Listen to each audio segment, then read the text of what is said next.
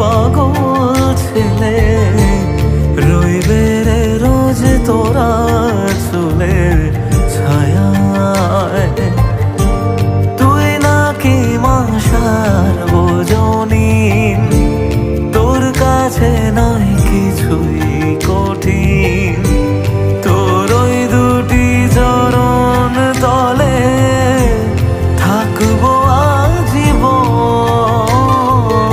শ্যামা মা তোর চরণ ধরে থাকতে দিস রে জনম ভরে আমার।